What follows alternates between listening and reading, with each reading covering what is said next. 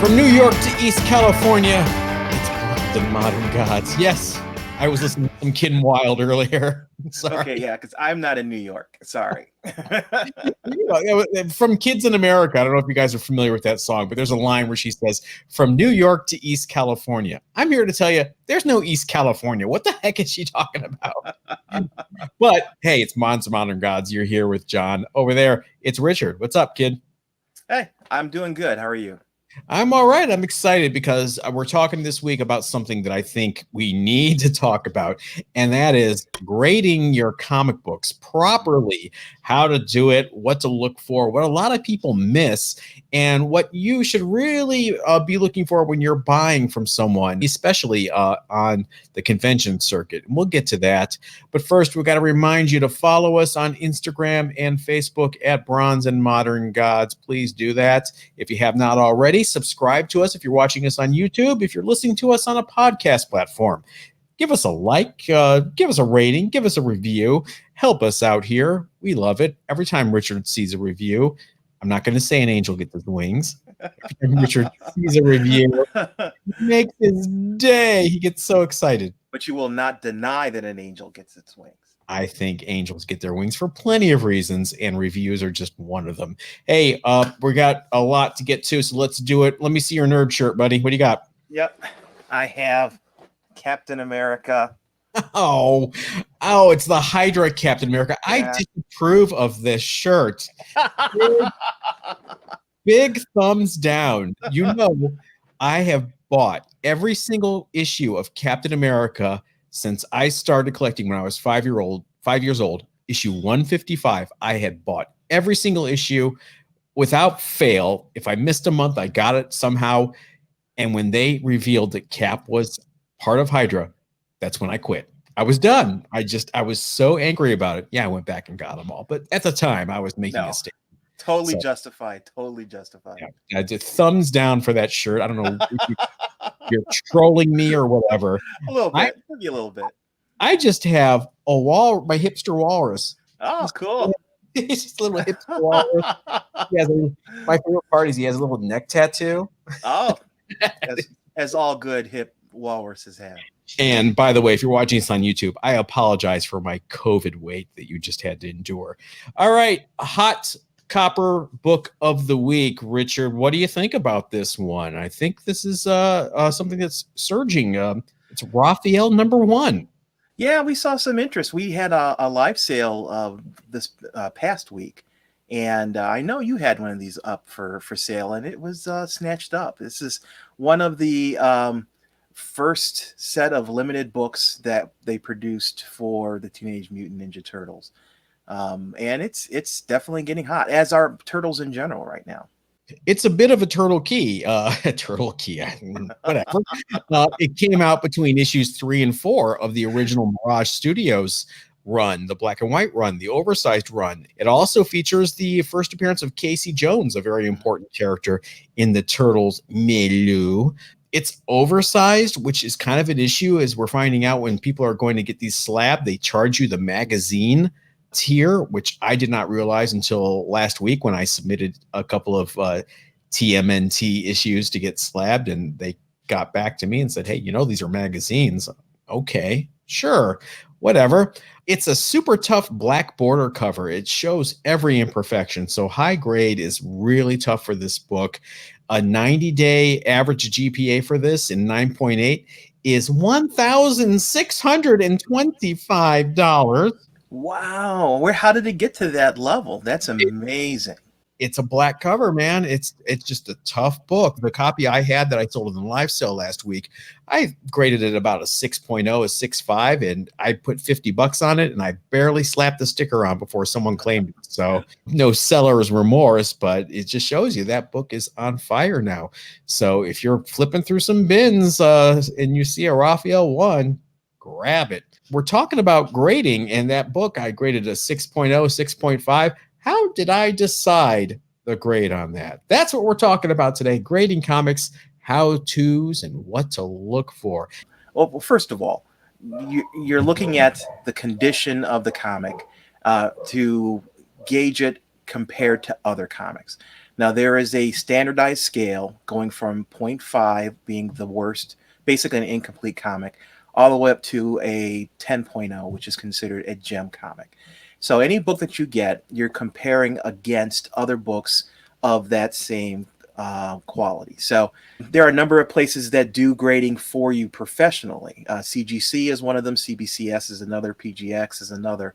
And they take that standardized scale and they look at your book and they compare to other books that they have given a grade of that level and will assign your book to that level. They use different flaws as indicators as to where a book falls into that spectrum. A book that has absolutely no flaws whatsoever is considered a higher grade book, 9.8 or higher potentially. The 9.9s and 10.0s, they say they have no manufacturer flaws as well as no other imperfections. But those to me are difficult books to look at and have one in your hand and say, hey, this is a Gem Mint 10.0. That's really up to those professional graders who are putting it on that end of the spectrum.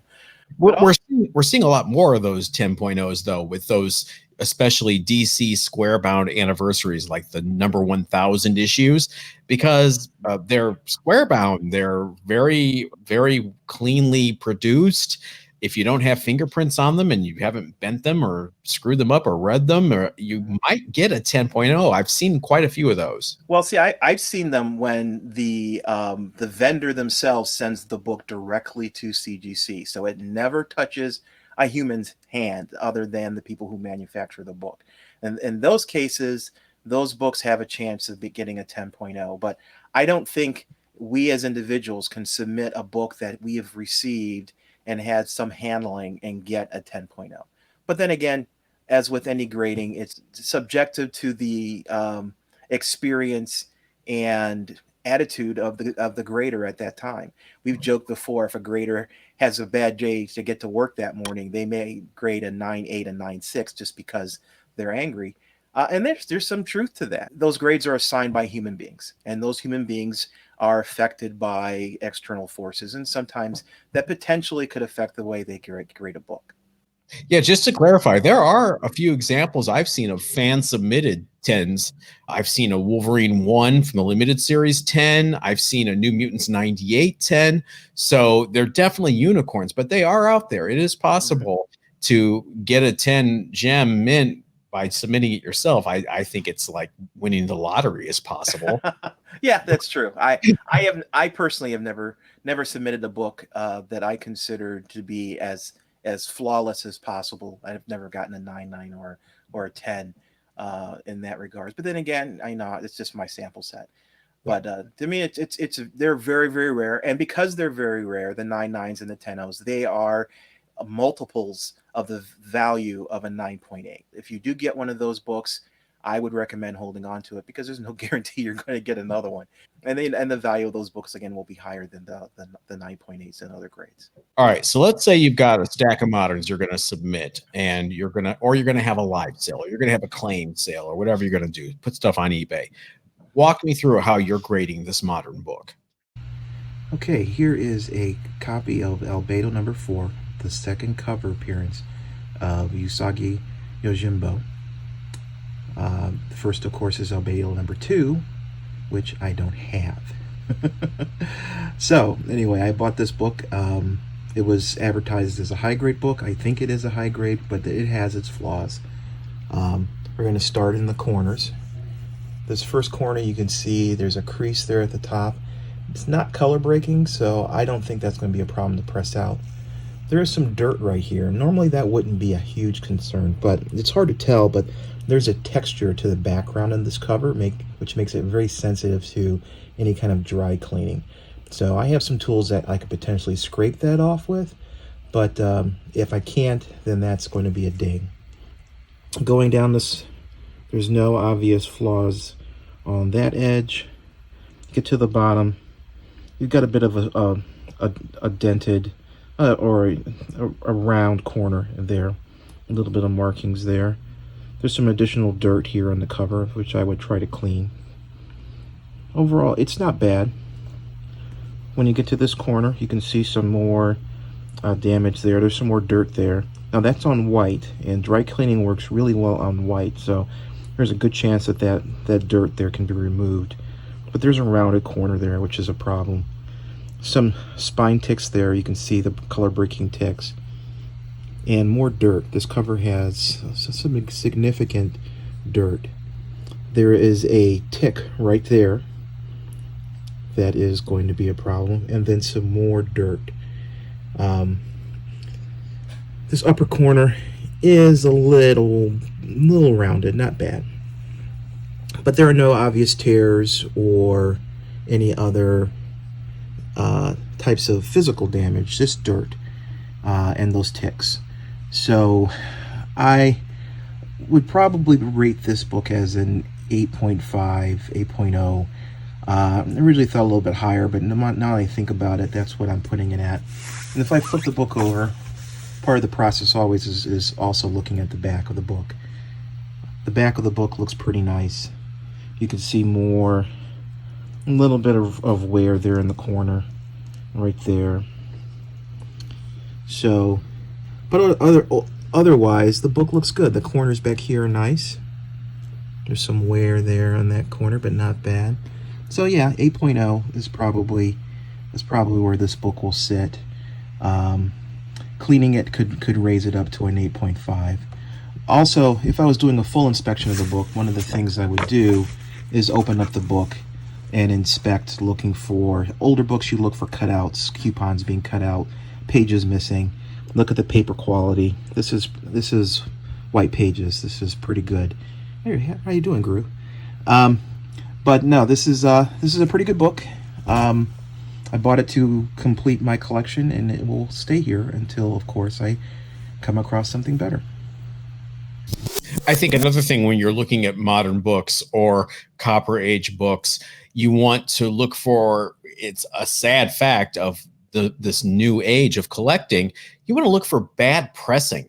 I bought books recently where there's sunken staples from someone using far too much pressure on a book. There are divots where someone didn't clean off the platen or use a new backing board or silicone release paper. I've seen examples of the digital insert creating a huge indentation all the way through the last few pages and the back cover because someone doesn't know how to press properly. And it's a problem. You also touched on something about grading through the bag. And that's really when you're at shows or a flea market or something, the etiquette really is to ask the dealer, hey, do you mind taking this out of the bag for me? Most dealers will say, sure, and they'll do it for you. Sometimes they'll say, oh, yeah, go ahead. I never do it myself because if there's a tape snag, all of a sudden there's a problem. So let the dealer take it out of the bag and really kind of look through the book. Look at the back cover. People forget about the back cover. The back cover is part of the book. If you're talking, and we can go through a little bit more detail on this, some older books, Bronze Age, Silver Age, take a look at the page quality. It could be a really structurally sound 9.6, 9.8, but if those pages are cream or darker, it's not going to get a 9.6 or a 9.8. You're going to get dinged for the page quality. A lot of people don't realize that. You also want to hold up the book at an angle to a light, especially fluorescent lights, like in a show, and you'll see imperfections and bends and things like that that normally don't show up when you're just kind of giving it a cold look. That could be good and it can be bad. If you see bends and like that are pressable, you could always say to the dealer, hey, do you see these? Do you want to go down $5 for me or $10? And you might get a deal on that book. Another thing you need to do is really take the emotion out of it. It's your favorite book. You've had it forever. You love this book. It's a 9.8. Stop it. You are a neutral party when you grade your own books. You have no emotion. Become a robot. Oh, I never noticed that. Oh, I see that. That's bad. Yeah, that's actually color breaking. Oh, there's a big thumb dent there. Some of this stuff is improvable. Some of it isn't. And you just have to be brutally honest with yourself. Yeah, me personally, when I'm grading my own book, I try to imagine in my head that I'm at a show and someone has handed me this book and I'm interested in buying it. And so I'm looking for things that I could use to reduce the grade of the book so I can get a better price. 100%, yes. So you're scrutinizing that book and you're looking for those flaws because your buyers are going to be doing the same thing. And if you are presenting that book, you want to have an accurate grade, not only because you want to present that accurate grade to the customer, but you also want to be able to defend that grade if they come back with some comment about the quality. Your reputation is everything if you're selling books. And the minute you get a reputation as a bad grader, I'm not calling anybody out here, but I've gotten a few books in some live sales recently where I'm like, 5.5 with rusted staples. I think you're being very generous, sir. And I've never followed up on it, but I kind of have my eye on that person now, and I think twice before I buy a book from a live sale from them. So your reputation really is everything. Let me show you an example. I'm going to walk you through grading this Bronze Age book with you right now. Now, before I start, I got some cotton gloves. You get these on Amazon. These are amazing. Some people like latex gloves. I like the cotton gloves because they still kind of give you a little tactile feel for the book. And you're really just stopping the fingerprints, especially on a lot of these books that have black ink back covers. It's a big deal. Yeah, a lot of modern books too, they'll just absorb the oils from your fingerprints will be absorbed in the cover, and you'll ruin them. The gloves are a great safety net, and they are dirt cheap. This is a copy of Marvel Spotlight #1 from 1979. And the reason why I got this was because it is a printer's error variant where it's missing the issue number, and I love Captain Marvel, and I saw this and I thought it was cool. And I bought it. It was graded as a 9.4 to 9.8. That's a pretty big range there. But I'm going to show you why it's not. All right, let me walk you through this. So I'm taking a look at the spine. It looks good. There's no spine stress. There's no white marks. There's no ticks. The corners are nice, as you can see there. I'm holding it up to the light, and you can see, I don't know if you can really see it on the camera, but there's a slight indentation around here that can press out. Pretty much it looks good. If I hold it flat, see how it's flaring a little bit? I'm not sure if that is from being stacked incorrectly within a box, probably is, or bad pressing. I don't think it's bad pressing because, like I said, I have that indentation there, but I can fix that as well with a little bit of humidity. Now, here is where it gets interesting. Remember when I said to check the back cover? Here's why. If you look at the back cover, all of a sudden I've got divots here.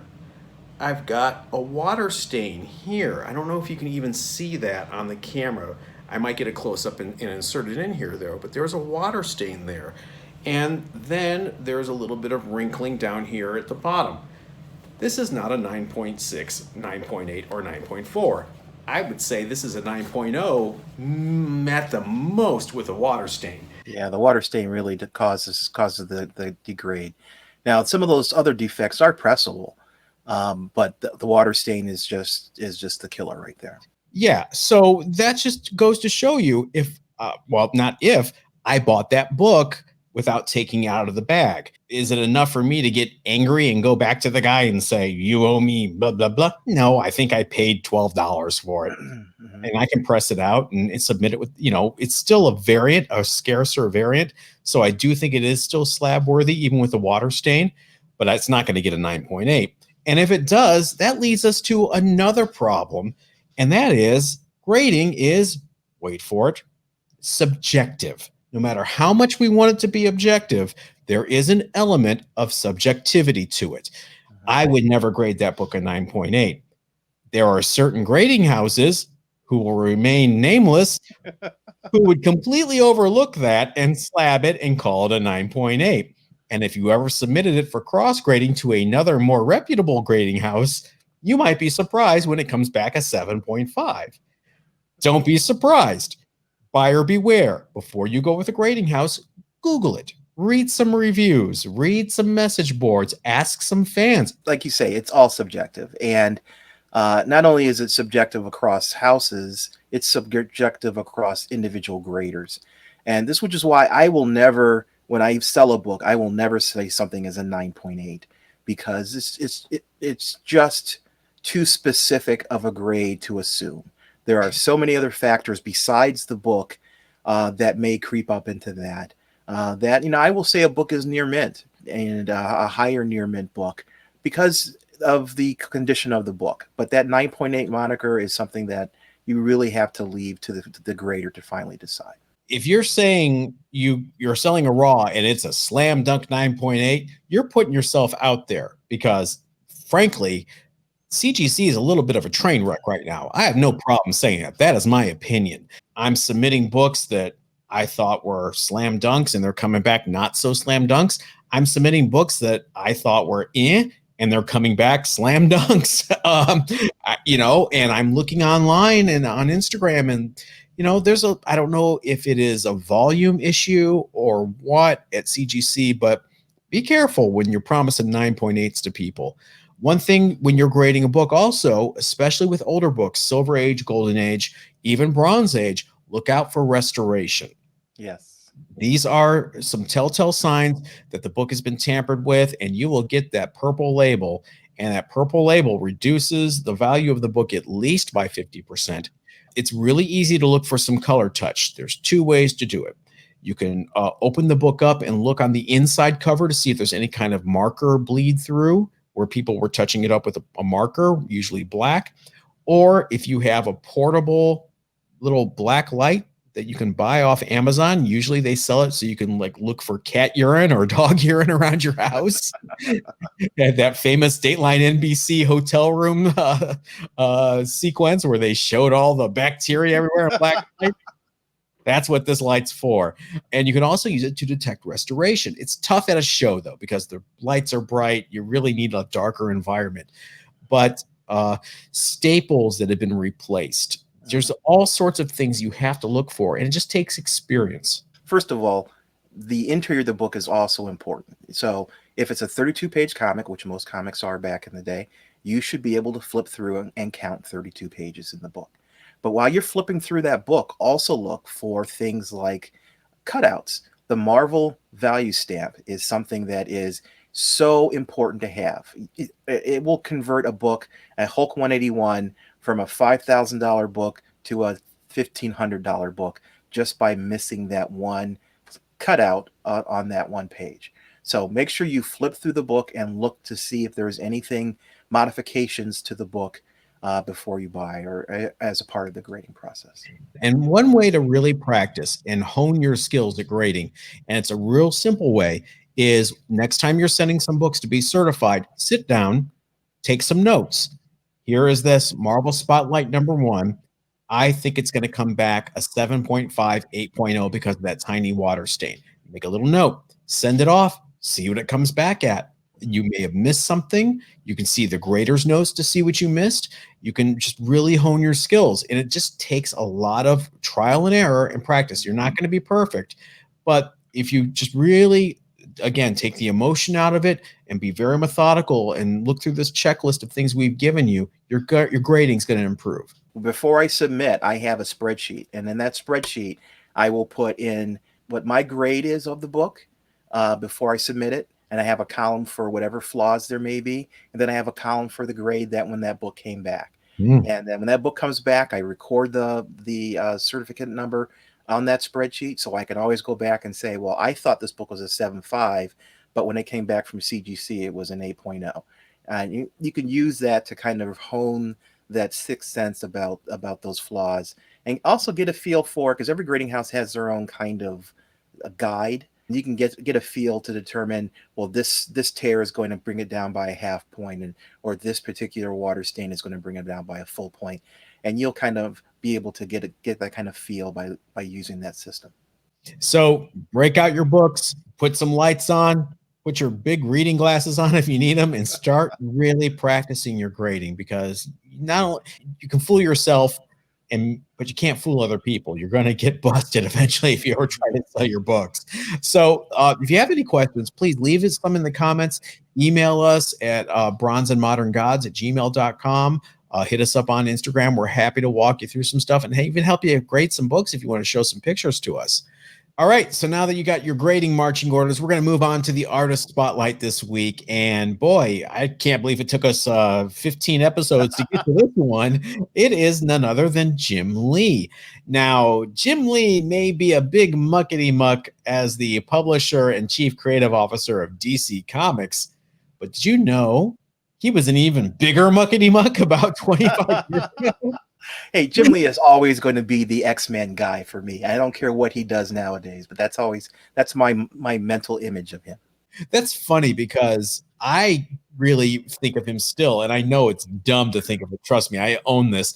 I think of him as the Punisher War Journal guy. Uh, Mm. he was the artist when Punisher War Journal was spun off of the Punisher title. But before that, did you know he left medical school, or he was going to go to medical school and he left it behind to draw comics? Wow, no, I didn't know that actually. That is rolling the dice and taking a chance, and God bless him, it worked out for him. He started off just sending off artwork to Archie Goodwin and editors like that, and he got his first gig drawing Alpha Flight. And from there, he moved on to the Punisher War Journal, and then he did a fill-in of X-Men, Uncanny X-Men. They liked what he did. When Mark Silvestri left the book, they gave him Uncanny X-Men. He helped create Gambit with Chris Mhm. Claremont. And then what happened after he got huge on X-Men, Richard? I don't know what happened. He left to join Image Comics along with Todd McFarlane, Eric Larson, Jim Valentino, Mark Silvestri, Now and Will Spertasio.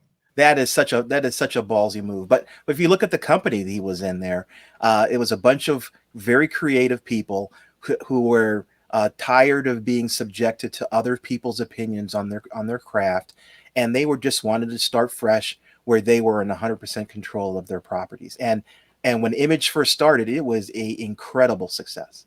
It was. And again, he was kind of the company man. He didn't really rock the boat at Marvel. He was great with editors. He was kind of the opposite of Todd and Eric and those guys that were and Rob Liefeld, who were Mavericks, clashed with editorial a lot. So for them to convince Jim Lee to jump ship, it was a big deal, because not only was it like, oh, that Marvel couldn't say, oh, we got rid of the troublemakers. They really had to go, oh crap, our big guy is also leaving too. And I think if you look at that history, it kind of makes sense that he went back into a more corporate structure with DC, because I don't know the guy from Adam, but he seems to be more comfortable with that kind of structure. I don't know. The fact that he started Wildstorm at Image and Wildcats and things like that, and eventually sold it to DC and became a DC Comics employee, it's just a really interesting story. Yeah, I think he left because he wanted that creative freedom, but then he realized that being 100% in control of your property also meant you had to do all the things that didn't revolve around that creativity. He got tired of doing that. He sold the Wildstorm to DC and continued the title there as a imprint, and eventually just decided, in my opinion, I like this company, I like this system, and he moved up in the ranks, became co-publisher, and eventually publisher for all of DC. And to me, he's doing a great job. I think the man not only understands the creative aspect of it, but he understands the corporate aspect of it, and is really attacking it in a great way. Yeah, it's really interesting. So let's see what lies ahead for DC Comics. They seem to be on a roll now with Death Metal, Legion of Superheroes, things like that. But the Mhm. Batman books, I mean, enough. Always. Good on you, Jim Lee, and keep it up. So moving on, we're going to go to our underrated books of the week. I was kind of surprised to see yours. So Richard, why don't you go first? Yeah, I picked Moon Girl and Dinosaur from 2016. To me, this is such a no-brainer. It's already been picked up by Disney Plus. It's going to be a show that was supposed to be launched this year. With the given crisis, I'm not sure if that's necessarily true anymore. But it stars a young African American woman named Lunella Lafayette. She's brilliant, to the level where people say that she is the most intelligent person on earth, to that level of brilliance, including people like Reed Richards, Tony Stark, Victor Von Doom. She's that level of intelligent. And she comes into contact with, through this vehicle of time and space travel, this giant red dinosaur. So you've got this cute little girl, and you've got this giant red dinosaur. And the girl is not only intelligent, she's also has inhuman genes, which means she has powers and abilities above just being intelligent. To me, it's a great story. It has so much potential. When that book finally gets converted to that TV show, we could have another Mandalorian in our hands, where it's just a lot of really popularity gets built, And there's a lot of potential momentum behind this. And yet, you can still go to eBay and buy raws of this book for $35. Graded books, graded 9.8s are about 250, 300. I still think that's a steal. I would buy the raws and hold on to them, and then when you start to see that popularity hit, sell them off or convert them to graded books and make your profit that way. But to me, it's one of those things where it's already a bought property. It's already something that's in production, and why we're not seeing more movement on her book, this number one book, or any of the other keys in her series, is surprising to me. And to me, it's an opportunity. I wonder if it's because Devil Dinosaur #1 from 1977 is being considered the first appearance. Maybe there's just some karmic justice to this book becoming a cartoon now, because back when it was out by Jack Kirby in the 70s, it was like universally derided. Like, oh, this is the worst thing Jack Kirby's ever crapped out. What is he doing? Like Commandy? Yeah. Hey. I'm going to stop you right there, mister. But Devil Dinosaur was like, this is like for kids. Well, yeah, guess what? It was created for kids. It was supposed to be an animated cartoon back in the 70s. That Marvel had started Marvel Animation, and they came to Jack and they said, we want ideas for Marvel Animation, and that's where Devil Dinosaur came from. So yes, it was supposed to be for kids, people. And it's just, now I love the fact that it's finally coming as an animated series. It just took 40 years. To me, buy now, and you will be pleasantly surprised, hopefully, once the show actually hits the air. It's for $35. It's a great gamble, in my opinion. Excellent. Well, my book this week is another first appearance, and it is Captain America 354. There are so many individual keys within this Captain America run, Right. and this is one of them. It's the first appearance of John Walker as the U.S. agent. Now, John Walker had previously appeared as Super Patriot in Cap 323 was his first appearance. That's also a key, but this was him taking on that Captain all black outfit that Steve Rogers was wearing when he had given up the Captain America ID, and taking it as his own and being a U.S. government sponsored agent, hence U.S. agent. The greatest name. I don't know why it took forever for someone to finally come up with that name. I love it. And this book is surprisingly tough because, as you can see from the cover we're showing you, it's all black. Nearly all black. Yeah. I mean, bends, divots, thumb imprints, anything you can do to this book, it will show up. So it is surprisingly tough in 9.8. In fact, there's only 21 9.8 slabbed in the CGC census so far. And so we're seeing a 12-month GPA on this book in 9.8 for $263. That's kind of crazy. Yeah, it is. Yeah, you're right. This cover is just horrible. It's horrible in that it's hard to get that high grade, and that price for a 9.8 is insanely low. It is really, and so I took it upon myself a few months ago. I was like, you know what? I have this book, but I don't think it's a 9.8. I'm going to try to find a 9.8. I'm on my 12th copy. So, I haven't submitted them all, but I keep waiting for that one that I think is going to be close enough to get that 9.8. And I'm still looking. It's a tough book. This is one of those books that I wondered when we saw the Civil War storyline in Iron Man, if we were going to see something like this or see him show up as a character. To me, it's a missed opportunity by Marvel. Yeah, it'll happen eventually, I think, and we're gonna have to see what happens when Chris Evans, turns 50. They're gonna have to find a new Captain America somewhere for these movies. But yeah, John Walker is a fairly popular character, and boy, I just love that name, U.S. Agent. Well, it reminds me, we have the Falcon and the Winter Soldier coming up, and one of the conversation pieces was that we would see U.S. Agent in that series. So. If so, then this is going to be a huge key. Fantastic. And it's just so tough and great. So be on the lookout, but wait until I buy mine first. Thank you. that's going to do it for us this week. You guys have a great week. Thanks again for everything. Make sure that you are following us on Facebook and Instagram at Bronze and Modern Gods. Hit that subscribe button. Smash that like button. I'll stop that. That's obnoxious. And we will see you next week. Everyone be safe.